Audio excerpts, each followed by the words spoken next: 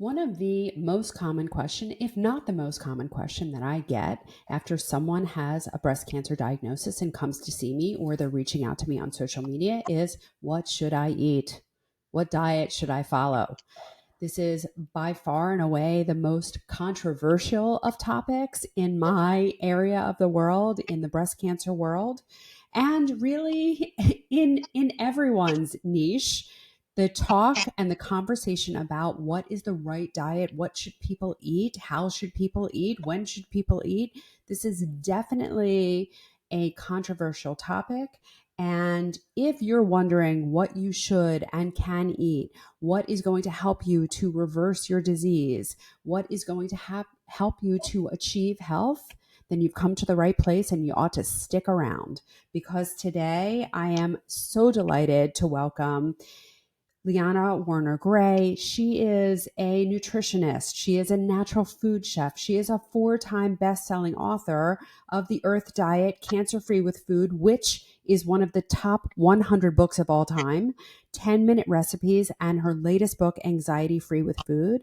But I am just so delighted to welcome you here to share your wisdom. You've done amazing things. You continue to do amazing things in the world of health and nutrition. So I am so looking forward to learning from you and sharing you with my audience. Liana, welcome. Thank you so much, Dr. Jenn. I'm so grateful to be here and have this amazing conversation. So I'm sure that you get this all the time, but for my listeners, you started off with the Earth Diet blog, which went viral. So tell me, why did you start that blog? Well, I saved it. I started it to save my own life. I was severely sick. I was 21. I had a 3.7 centimeter tumor in my lymphatic system, size of a golf ball, early stages of cancer. My digestive system was not functioning, was rarely going to the bathroom, was bloated all the time. My blood work showed I was on the verge of leukemia. My immune system was shot. I was diagnosed with chronic fatigue. I was I went through so much trauma as a child, and I really believe it just manifested into all this sickness when I was 21. And the worst part was I was addicted, so addicted to ultra processed foods and fast foods and junk foods. And that was the hardest part for me because I knew logically how wrong it was to eat these foods and how it was damaging my body. But I couldn't help it. I was so addicted. And every single day for 5 years, I would just binge eat. And I was a binge eater. And I just put way too many toxins into my body. My body could not process all the toxins. So I ended up getting sick. It was a big wake-up call for me. So How when old were I, you? I How was old were you at this time? 21. Oh Yeah. my goodness, that is way too young to be dealing with this kind of sickness. Oh, yeah. But Wow. it's a blessing because if it didn't happen then, I would have just stayed on that path of, I was in a vicious cycle of just eating all these processed foods and all these junk foods. And I really needed this big wake up call. Sometimes in life, like our pain leads us to the end of the road where we're Mm-hmm. like, okay, I cannot do this anymore. Yeah. I've come to the end of myself. And that was the first time I really prayed to God and was like, God, I really need your help. Like I need to feel you, need to hear from you, like show up in my life. And then God answered and gave me the idea to create the Earth Diet. And the idea was, and this came when I was, just praying, and the idea was to create a concept called the Earth Diet and to go back to nature and eat only foods from the earth for 365 days. And every time I would have a craving for something, to think, okay, how can I fulfill this craving in the most natural way possible? So that's what I did. And every time I had a craving for something like burger, fries, cheesecake, chocolate, I just got in the kitchen and I started to make recipes and they tasted incredible. Like I would make chocolate balls and I would make cheesecake out of cashews and ice cream out of cashews, like whip up some cashews. And I was mind blown how good it was tasting.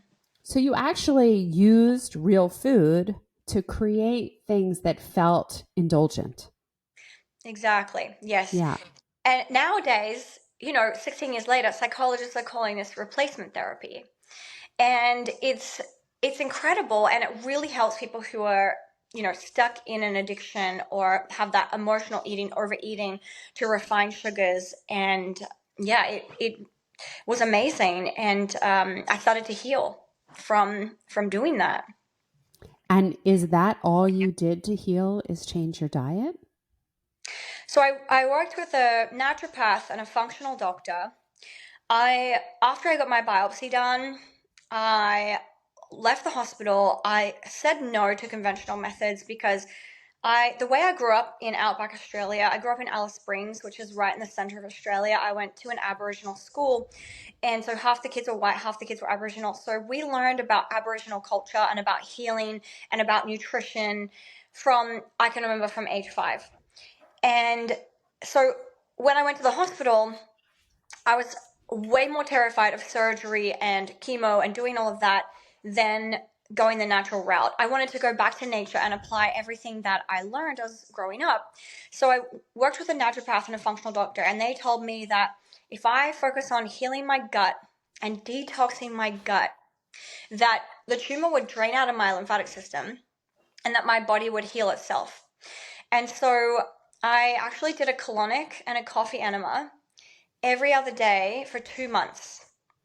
So Wow. that's a lot of detox. That's a lot of detox. It's really extreme, but what I had done to my body was also really extreme, and I was really sick. So it really worked, and it started to clean me out and detox. And then I also started juicing. So I learned that the fastest way to restore proper nutrition straight into our body, other than getting an IV injection, right, of vitamins and minerals and nutrients, Right. which I couldn't afford at the time. I looked into getting vitamin C injections, and I just could not afford it. So I learned that the fastest next best way is through juicing, because it doesn't have the fiber, the body just absorbs it. So I started drinking about 6 juices a day. So every hour I was drinking a green juice, a beet juice, a green juice, a beet juice. And I knew I had nutritionally deprived myself for 5 years while I was binge eating on all this junk food. And so this was the fastest way to restore nutrition back into my body. So I also had a visualization that every time I drank the juice, I would visualize, okay, new cells are going into my body. The old cells are dying. So I'm creating a new body every time I'm drinking a juice. So new cells in, old cells out, nutrition in, toxins out, nutrition in, cancer out. And that was a very powerful visual for me. So I did that, and then I also started drinking bentonite clay. So bentonite clay became a daily thing that I would drink. I also would apply it on my neck to absorb the toxins also out of my neck from the outside. Yeah. Yeah. Go at it from every angle. Yeah, absolutely. Yeah. I love that. And it's amazing how powerful visualization is. And I think that that is such an underappreciated tool. And all the time when I get asked, will this medicine work for me? Will this medicine work for me? I say, what do you think? Do you believe that it will work for you? Because if you don't believe that it's going to work for you, I can promise you it's not going to work for you. And if you believe that it's going to hurt you and be harmful, I can promise you that it's going to hurt you and be harmful. So what you believe and that story that you tell and that visual that you create, that often influences, heavily influences what your reality is going to be. So it's a powerful tool that works across the board. Absolutely. Yeah, I I talk about love that as visualization. such a young person, you recognize that. Yeah, absolutely. I mean, I feel like I can attest my upbringing to that. Growing up with the Aboriginal people was so unique and very unconventional. And they believe in all of these things. And so, yeah, I'm grateful that I had those tools. Yeah. Yeah. And probably grateful that you had faith in those tools, because a lot of people, while they're willing to try it, if you don't grow up amongst that and watch that be a reality, it's hard to trust that. But that was part of your upbringing, the thread of your tapestry, and so you probably had a lot of reason to trust it because you'd seen it work. Yes. Absolutely. I do believe that. So tell me about the blog, because how did you, I mean, that was a discipline to have done that. Yeah, well, went through so much pain and suffering for 5 years when I was binge eating. Like every day was a true nightmare, and just so much pain. So when I started the blog, I felt excited, and giving up an addiction is so hard, right? Everyone knows who's gone through it. And so when we have a replacement or have something else to focus on, it becomes much easier and exciting. So for me, it was like this night and day. And Yeah. I started the blog. It didn't feel like effort, it didn't feel like work. It was like, I was just excited. Like, okay, what am I going to eat today? All right, I'm going to make some chicken nuggets and I'm going to make some cashew cheesecake and I'll make a big salad as well and I'll have a green juice. And yeah, so it felt fun to start the blog. And this was in 2009 when blogs first started. Mm-hmm. And I started to post the blogs like every day to my private Facebook, family and friends. And eventually it ended up going viral and it just blew up. And, it turns out a lot of people were also secretly binge eating and having these addictions to fast food. And that was the whole thing. Like none of my friends or family knew for 5 years that I was eating junk food. No one knew. I was healthy in front of everyone. And then behind closed doors, I would go and eat all the junk food. And so, all these women were writing into me saying, oh my gosh, like I'm going through the same thing. So then a lot of people started to use the Earth diet, and most of the subscribers were from America, which was awesome because I was in Australia at the time. And Mm-hmm. so that's how eventually I knew to go to America or come to America and work there. So yeah, it was awesome. Really cool to see the subscribers and the blog, but this kind of lifestyle, it's just not like, it's not hard work or grueling. It just flowed. It was really such a blessing. You've said a couple of times that your addiction to processed food felt like more than most to you. Now, I think a lot of people struggle with processed food, and struggle with, and very much by design, right? I mean, the food companies spend millions, if not billions, of dollars to make sure that there's enough salt to get you hooked, there's enough fat to get you hooked. I mean, they're very intentional creating these frankenfoods in the lab, right? So I think a lot of people struggle with this. Do you really feel like you were more than most, or was it just a closeted thing for you? Like, what felt different for you than what I perceive everyone is kind of stuck in? Yeah. What do you mean by more than most? So I think that we have an epidemic of people Mm-hmm. addicted to processed foods and ultra processed foods. I think it's mostly about convenience, to be honest. Mm, It's just people feel like it's so much easier to just do takeout mm-hmm. and have the things that are already in a package to eat, rather than coming home and shopping and cooking and thinking of recipes, thinking of what to eat. I think that that's another thing that people struggle with: what Mm, to eat, right? Yeah, I think What to that's cook. definitely one factor is the convenience, and I think also some people don't realize how dangerous this food can be. I mean, obviously, if you're only eating it every now and then, but if you're eating this food every day, that's like, danger zone. You want to Yeah. be really careful because Yeah. we cannot. Our human body was not designed to consume that many carcinogens and neurotoxins and every day. It's just not designed that Agreed. way. I But think the biggest problem with it is that it doesn't kill you fast enough. So people don't connect it. it just poisons your body slowly and surely. And that's what I was saying, after 5 years, I'm so grateful that happened to me because every single day I tried to not binge on junk food, and I would say, okay, I'm going to start again on Monday.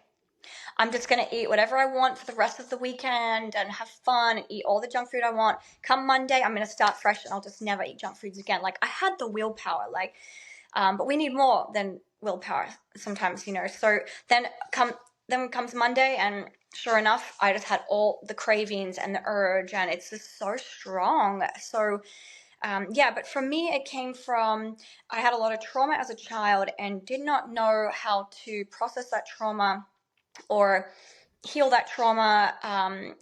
Therapy in Australia at that time, especially, was not a big thing. I know it's a big thing here, but in America. So when I was 16, that's when just all these emotions and anxiety hit, and I went to food as my drug of choice. I wasn't into drugs, didn't really like to drink too much, so like food was my drug of choice. Food was my escape. It's a fake escape. It's a fake peace, because we eat it and we feel amazing for 5 or 10 minutes. This bliss, all the serotonin is just Yeah. firing, I mean, feeling it great. really does have profound effects on your brain, right? So it does change your brain chemistry. That feeling that people have is very real. That's part of the problem, part of why it's so addictive, right?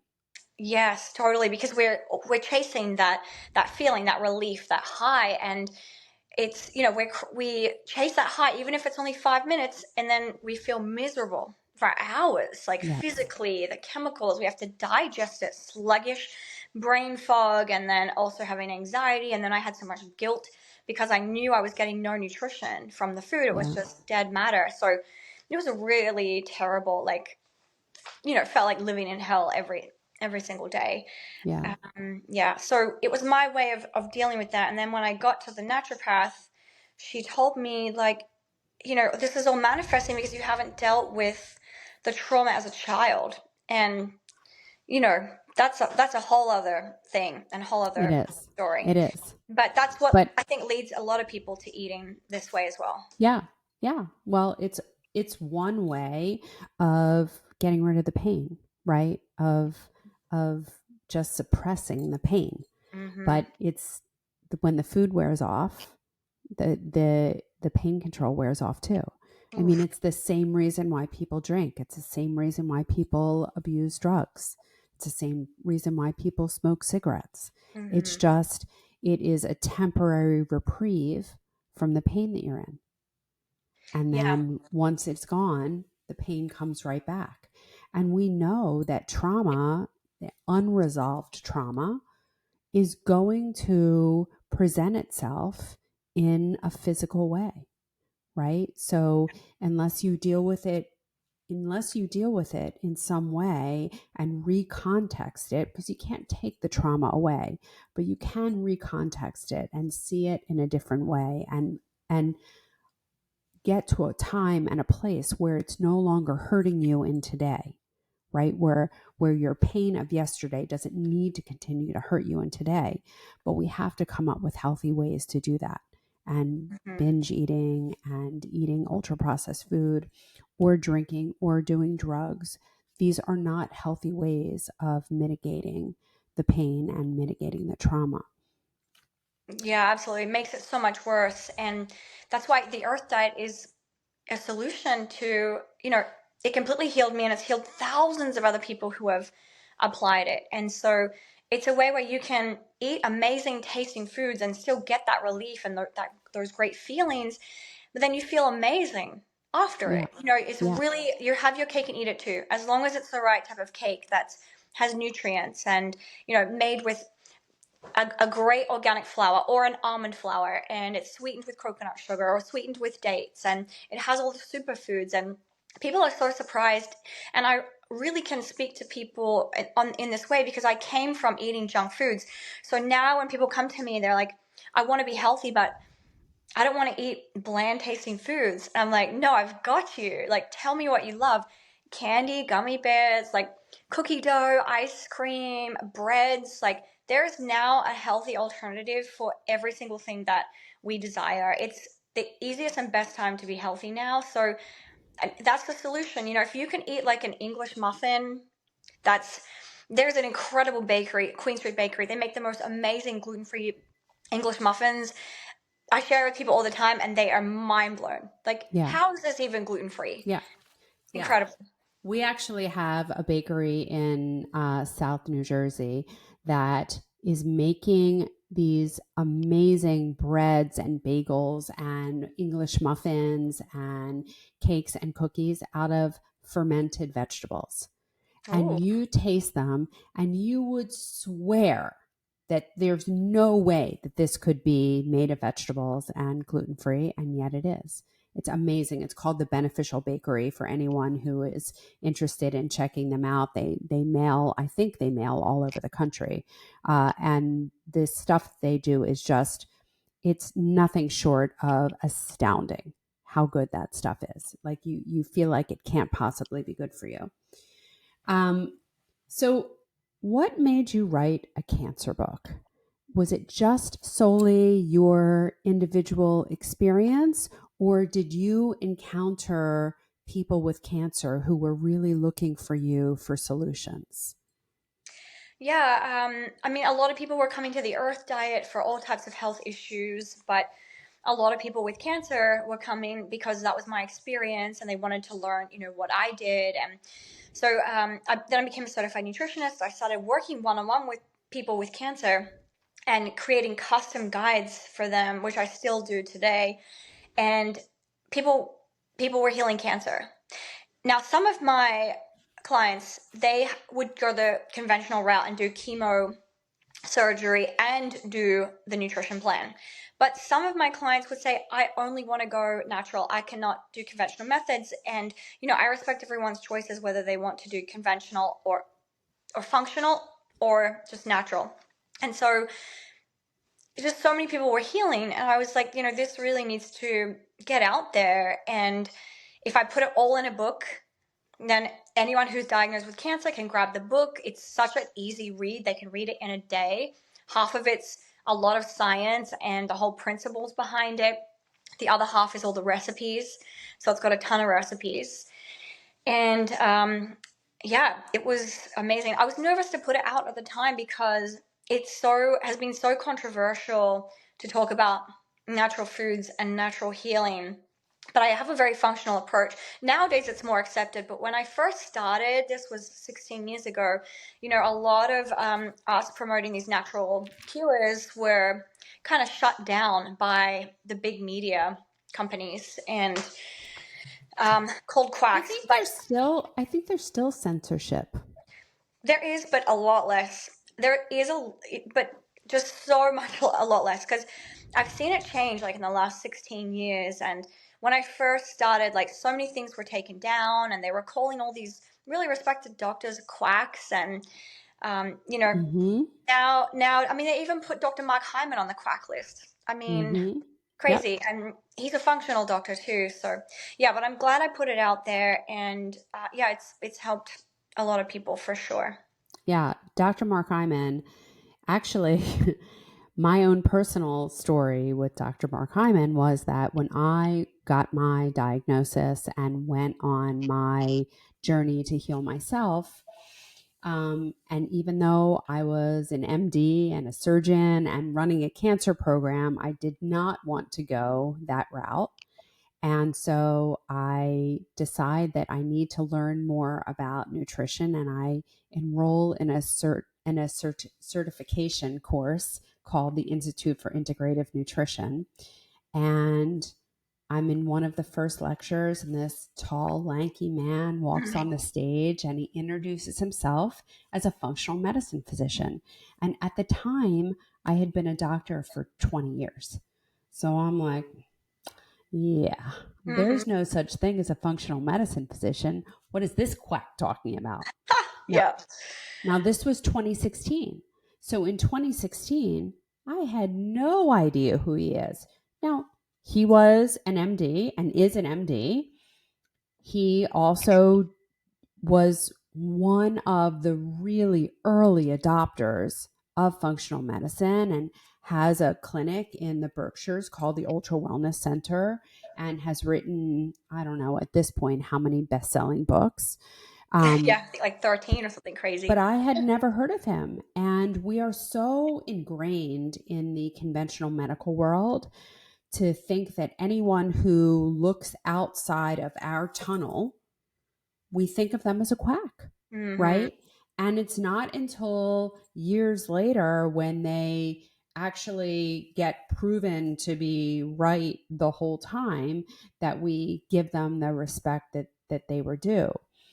And when I left surgery, I think everyone assumed that I either lost my mind or my skills or maybe both, right? But when I left surgery, I became that same quack, Mm. right? That person that like Welcome just to the went club. off the rails, right? Yeah. And I remember I interviewed Terry Walls, Legend. who, yeah, she's an absolute legend. I mean, this is a physician who basically lost her position as a teaching physician in a Mm. teaching hospital because her MS had progressed to such a point that she couldn't function in that capacity. And they even let her go as a staff member. And she made profound dietary changes. Mm-hmm. She went from she was a vegetarian, I think, for most of her life, but there's a lot of vegetarians who are ultra processed vegetarians. And Mm-hmm. we should never confuse vegetarianism with healthy, because those two things do not equate a lot of the time. So she was an ultra processed vegetarian and got rid of the ultra processed foods in her life. And doggone it, like, her disease reversed. And this is not someone who was on the fringe. This is someone who was deeply, deeply ingrained in the conventional medical world. Mm-hmm. So much so that she actually had access to drugs and clinical trials that most people did not have access to, right? And despite all of that, her MS just kept progressing and progressing and progressing. And it wasn't until she made these profound dietary changes that her disease began to reverse. And she is almost without symptoms today. She'll tell you that she still has a little bit of facial symptoms, trigeminal neuralgia. But other than that, she really has no symptoms. And you would never, ever know that she has MS, despite Mm-hmm. being like 20 years or something into her diagnosis. So I interviewed her for my breast cancer summit last year. And at the end, I said, how did you deal with being a quack? And she said, Jenn, or being called a quack, because obviously she's no quack. And Mm-hmm. she said, Jenn, it's a cycle. And people are so afraid, and especially physicians are so afraid of things that they don't understand. And physicians are not taught anything about nutrition, nourishment, and what profound effects they have on health. And they're also afraid of not being in control. But as you and I both know, health doesn't happen in a doctor's office or a medical oncology suite or a radiation suite or even an operating room, right? Health happens at home with what you put in, on, and around you. Absolutely. Yeah. And so she told me, Jenn, take it as a compliment that they're calling you a quack, Mm-hmm. because in 5 years you will become a visionary, and then in 10 years you'll be the authority. Yeah. And she's like, I am just now being invited to be the keynote at the, national meetings for the rheumatologists and and the immunotherapy and all of that. They're now having her be the keynote. Yeah. So she said, just hang in there, because that quack title won't last for long. Absolutely. Yeah. And I mean, people just need to try this for 7 days. You know, you try their diet for 7 days and no one can deny it. It's undeniable how the difference you feel. And how long do you think it really takes for people to get rid of those cravings for that ultra processed food?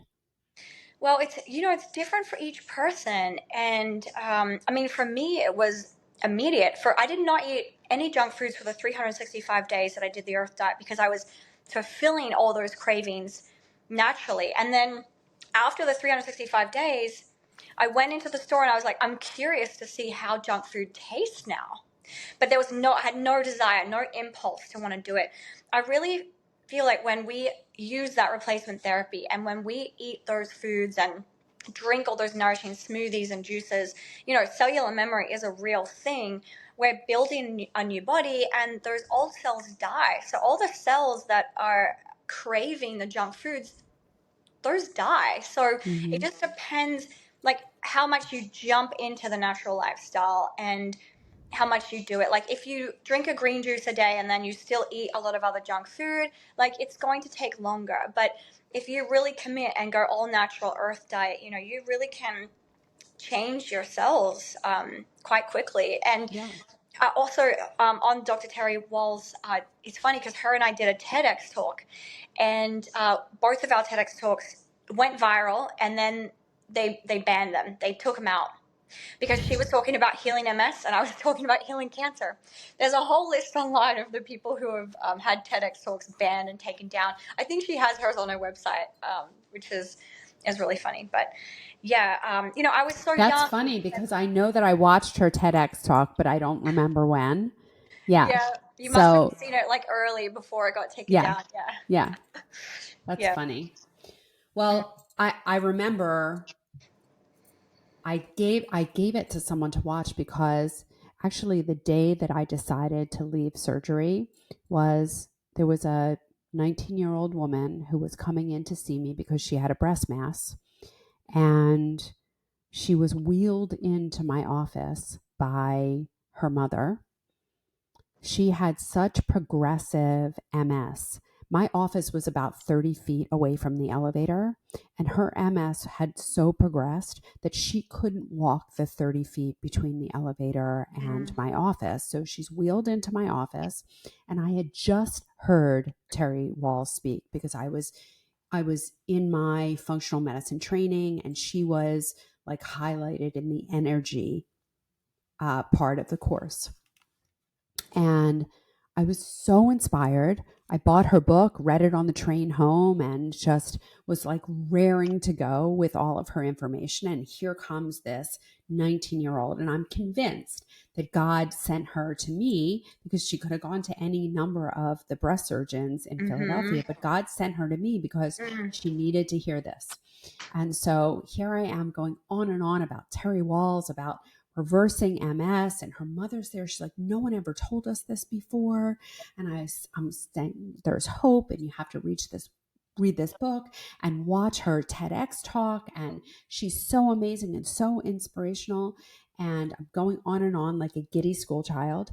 And the patient puts her hand up to me and says, Doc, are you going to do my biopsy or not? And it was in that moment that I realized that not everyone wants your help.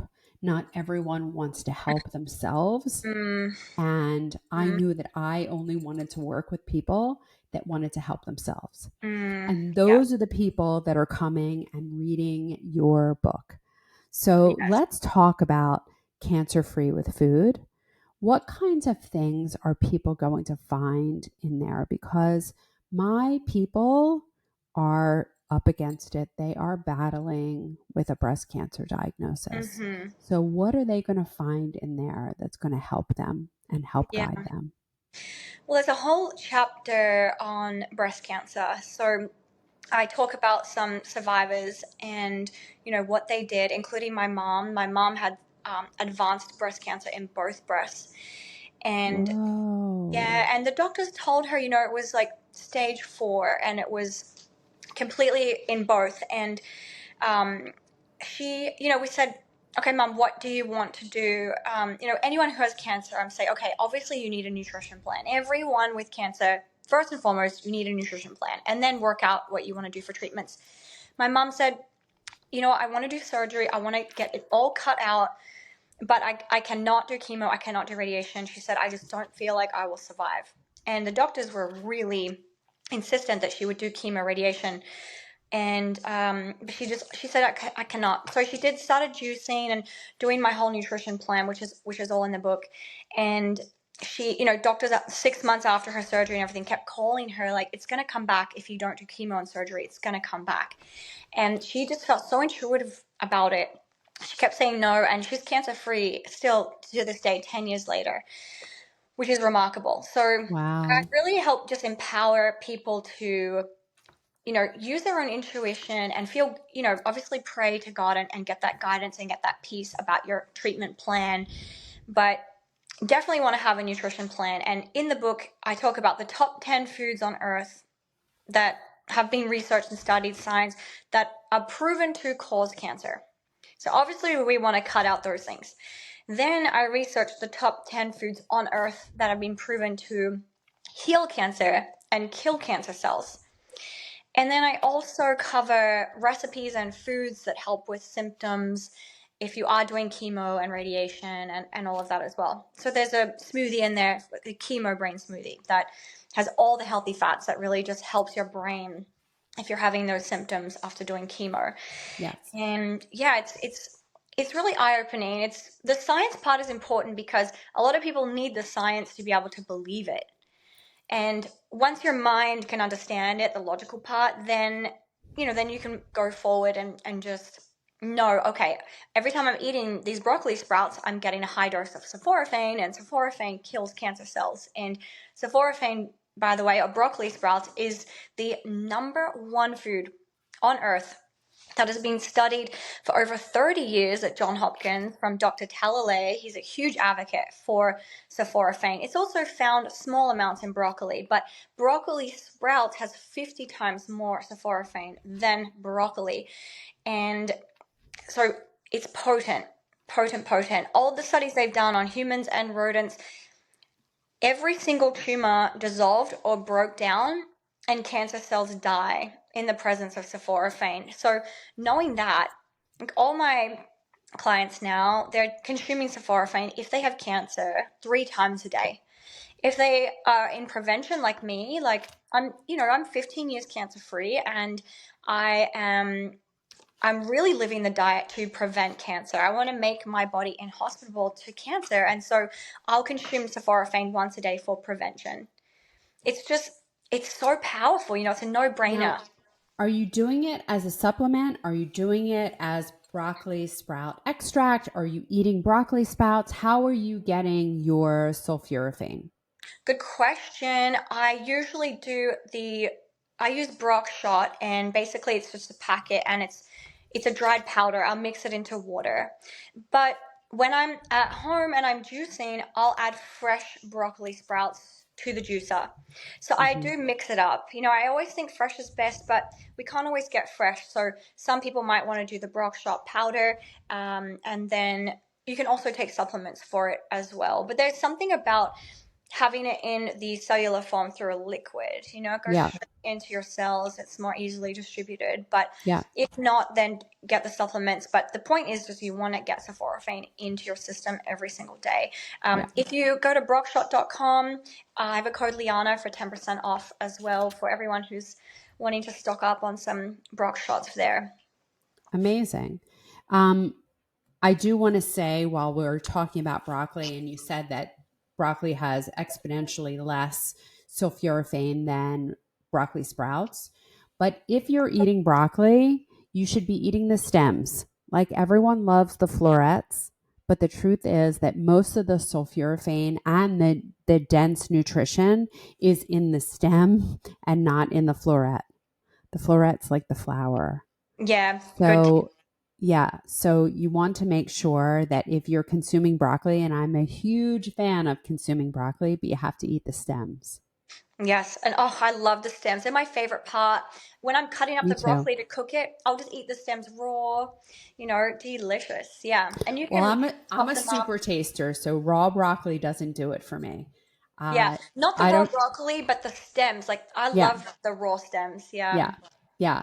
I just, for people who are super tasters, and you know who you are, if you are a super taster and you eat raw cruciferous vegetables, they just don't taste right to you. Like, they have a metallic-y, a little offensive taste. And then you just steam them the littlest bit, and it gets rid of that for you if you're a super taster. So I always say, I don't want the super tasters to avoid cruciferous vegetables because their nutrients are so important, but just do them in a way that you can eat them and enjoy them and like them.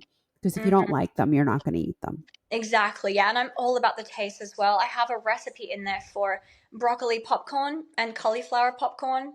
So Whoa, you what get is that? Because that's my one thing that I struggle with. I love popcorn and I don't eat grains. So I would okay. love to hear what broccoli popcorn and cauliflower popcorn is. Yeah, it's one of my favorite recipes. It's so simple, but you just chop up the broccoli and cauliflower in bite-sized pieces. And then you add olive oil to it, the bowl, some sea salt. I love the red and real salt that comes from Utah. Hmm. Hmm. They don't use explosives in the salt, which is good. And then nutritional yeast, which is a byproduct of beet. Now, not everyone loves nutritional yeast, and some people choose not to have it in their diet, but for some people, it's a major upgrade. But it gives it like a nice cheesy flavor, and then you bake it Hmm. in the oven 425 for 25 minutes, and it's buttery. It's Oh, so amazing. so delicious. You'll have to That give that sounds one a go. delicious. Yeah, And then I also definitely will. for actual popcorn, if the corn is organic, non-GMO, it's not, unless you have food sensitivity, it's not going to poison your body. Like Lesser Evil is a great brand. I'm sure you've tried that one. Hmm. Right? And they use the Yeah. coconut oil and the sea I salt. eat the whole bag at a time. It's part of the problem. Yeah. Well, the good thing is about popcorn, they're quite low calories, and it does like fill you up. So it's honestly not a bad snack. Yeah. It's definitely my binge food. I just, go a little too far with it. So okay, I hear you that broccoli sprouts are one of your top 10 foods. Can you give us a couple more? Yes, cacao. So Wow. cacao powder, yeah. So cacao is in the top 10, and I was so happy to see this because cacao powder, is chocolate. It's how chocolate was made originally, and it's a medicine. It's medicinal, and it's a functional food, and it's been used for a long time, right? It traces back to the Mayans, it traces back to the Hmm. Egyptians. They used to use it as currency. They valued it so much. And when they would consume cacao, they would do ceremonies because it would just wake people up, and it stimulates the brain, activates the pineal gland, and they believe it just helps them to be more excited and have more energy and connect them to God. Like, Hmm. amazing. So no wonder chocolate's so popular, but the problem with chocolate these days is they take the cacao beans, and also there's a lot of corruption with the child labor and all of that. Like, you want to make sure you're having good quality chocolate, but they take the cacao beans, then they mix it with refined sugar, and then they put soy lecithin in it, and then they put conventional dairy in it, which all the things we want to avoid. So Hmm. now the Yeah. chocolate is poison. But Yeah. we crave chocolate for a reason. So as long as we're eating like a real chocolate, and I have all the brands on my Instagram all the time. I'm always posting all the chocolates that I eat, made with coconut sugar, and I have a ton of recipes for homemade chocolate at home. And when we eat it, it has so many antioxidants, like 50 times more than blueberries. And it has a ton of magnesium, so it relaxes our body. And the studies have shown that even just smelling cacao powder, it relieves us of stress and anxiety, like right there in the moment. So if you're craving chocolate, you want to embrace it. Don't deny it. You just want to make sure it's the right type. Either make it at home or check out these brands that I post about. And they've actually done a ton of studies on cacao with anti-tumor activities in the brain and in the gut. Love that. Yeah. Amazing. And you talked about cacao powder. Does that have a different nutritional availability than the cacao chips? Oh, like the cacao nibs, the little. Hmm. Yeah. Well, the cacao nibs they're closer into their whole state. So my whole philosophy is you want to eat as many whole foods that come straight from nature as possible. Hmm. So like an Yeah. avocado is whole. A cacao bean, if you can buy a cacao bean and just you can eat a cacao bean. Do it. There's Yeah. there's no there's no sugar, there's nothing. It hasn't been processed yet. When they make it into But nibs, prepare yourself because if you're going to do that, it has no sugar it's very and bitter. it's Yeah, very bitter. it took me about like 10 years to be able to eat it like that. So it's a process. But yeah, but then when they make it into nibs, obviously they're just processing it in like a processor. It's still natural, wholesome, but then when you take that and take it to a powder, it's like, do we lose some nutrients? Maybe a little, but yeah. So I love the nibs as much as possible, but then sometimes I'll use the cacao. Okay. So we have broccoli sprouts, we have cacao. Let's get one more, and then they're going to have to go to your book to get the rest. Yeah, it's amazing. Okay, so omega-3 fats via wild salmon. So wild salmon, just great protein, great omega-3 fats, and they have done a ton of studies that when we have the right healthy fats, our brain, our nervous system is more in harmony, more in balance. And, when we deprive ourselves of these healthy omega-3 fats, could be olive oil as well, and avocado, flaxseed, walnuts, chia seeds, that's when we crave the fast foods. So as soon as I put people on my diet and they're starting to get omega-3 fats through supplements, or they're eating wild salmon, more, omega-3 fats, the cravings for fast foods goes away, like the fries and all of that, because your body and your brain is nourished with the healthy omega-3 fats. And there's some great studies that they've done with that in regards to cancer as well. So that's a really good one to incorporate. And I want to give people as much as I can out of this podcast. So let's just get one or two of the cautionary tales. What are some of the foods that are on that top 10 list of things that we know cause cancer? Well, number one is obvious. It's refined sugar. Yeah. And, sugar is natural. It comes from cane sugar and fruits. Like, God created these things for us to eat. We are meant to eat sweets. We're meant to have natural sugars. In fact, our brain loves natural sugars, but when they take it and they process it into refined sugar, it becomes, our brain and our body cannot process it, cannot digest it. It's just so much excess. And there's a study they did that shows if we eat a tablespoon of sugar, it takes 8 hours for our immune system to come back to normal and be regulated. Yep. So it weakens our immune system, and it creates chaos in the brain and the nervous system. So that's really something we need to avoid. That's the first one that I encourage everyone to replace, and just say, nope, I'm not going to have refined sugars anymore. I'm just going to have natural sugars now for the rest of my life. Like, that's the goal. Source all your sweetness from nature. That's how we were meant to eat it. And then another one is, I was really surprised about the studies of microwaves. I always knew microwaves and microwave food was not ideal. I knew it was bad. But then when I started diving in, I found out it was worse than we actually think. As soon as we put food in the microwave, it completely changes the structure of it. And it's a form of radiation. And they actually banned it in some countries in Europe, which I was shocked about. Yeah, So it's horrible. we want to avoid that as much as possible. Yeah. Yeah. You don't want to microwave your food. You don't want to stand near a microwave. Like, none of it is good. None of it. We would really get rid of microwaves.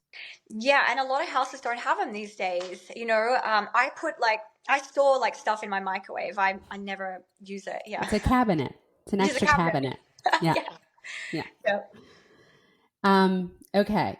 So just to review, because we've talked about so much great stuff here today, but that you had this amazing upbringing where you learned that nature can heal.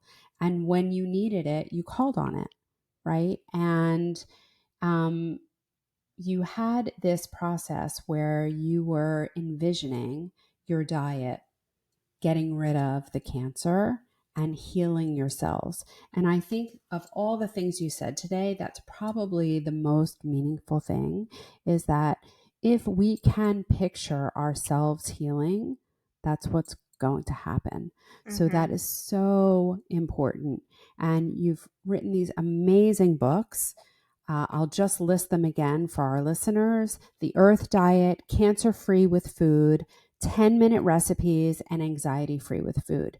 And for all of the people that think they can't be healthy because it's not convenient, because it takes too much time to shop, to cook, to find recipes, that 10-minute recipe book is invaluable. And I know that habit change is never easy, right? And being healthy is inconvenient sometimes, but it's so worth it. Mm-hmm. And in the end, if you want your health, then you're going to have to suffer some of these inconveniences in pursuit of your health. You've made an amazing contribution in this area. I encourage everyone to get your books, especially Cancer Free with Cancer, and make sure that you are consuming your broccoli sprouts and your Mm-hmm. cacao and your omega 3s, that you're staying away from sugar, that you're not using your microwave, and so many more tips that are inside of the pages of your books. So, Liana, thank you so much for being here and for sharing your wisdom with us. Yeah, thank you so much for having me. And I look forward to hearing from you guys, whether on my website or social media. I would love to help you and assist So, you where wherever. where can everyone find you? So theearthdiet.com is my website. And then you can find me on social media, Instagram, Twitter, and Facebook, The Earth Diet, or my name, Liana Werner-Gray. Amazing. If you enjoyed this episode, please like it, please share it, send us a comment, send us a question, and we're happy to address that for you. And I will be back next week, same time, same place. It's Dr. Jenn. Bye for now. Amazing.